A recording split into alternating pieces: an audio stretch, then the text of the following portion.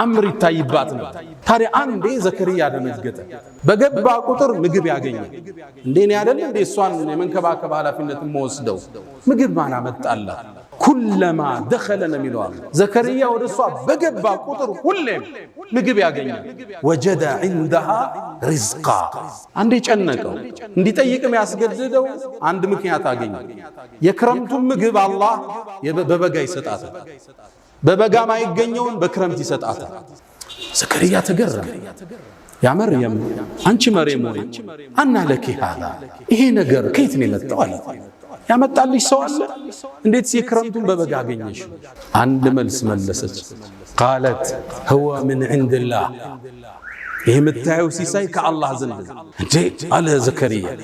ان الله يرزق من يشاء بغير حساب አላህ እኮ ለፈለገው ባሪያ ያለ ምክንያት ያለ ሒሳብ ይሰጣል አለች። ከባድ ንግግር። ነብይ ነው እሱ።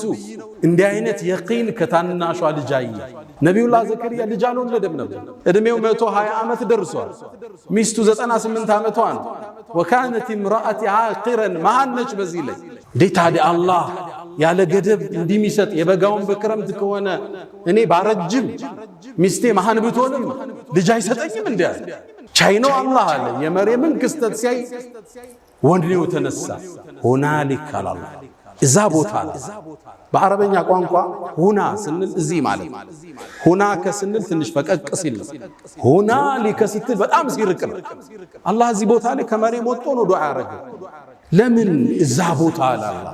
ነብዩላህ ዘከርያ ይላሉ ሙፈሲሮች ልጅ አልወልድም የሚለው ተስፋው ጥግ ላይ ደርሷል። አርጅቷል። ሚስቱ መሃን ነች። እዛ የመነመነ ተስፋ ዳርቻ ላይ ሆኖ ዱዓ ወደ ሰማይ አነሳ። ረቢ ሀብሊ ሚን ለዱንከ ذርየተን ጠይባ ኢነከ አንተ ሰሚዑ ዱዓ። አላህ ወይ ልጅ ስጠኝ፣ ዱዓን ተቀባይ ነህ አንተ። በእርግጥም አላህ የሕያ የተባለ ልጅ ሰጠ። መርየም ማደግ ጀመረች። ዒባዳዋ የበዛ ነበር። ሶላቷ የበዛ ነው። ዚክሯ የበዛ ነው። ሌት ተቀን ዒባዳ ላይ ነች። አላህ ለትልቅ ዓላማ ያዘጋጃት። ተአምር ምድር ላይ በሷ ሊከስት ነው አለ። መላእክት ላከ። አንዴ እየሰገደች እያለ መላእክት ጠሯት። አንቺ መርየም አሏት። ማን ነው የሚጠራኝ? መላእክቶች ነበሩ።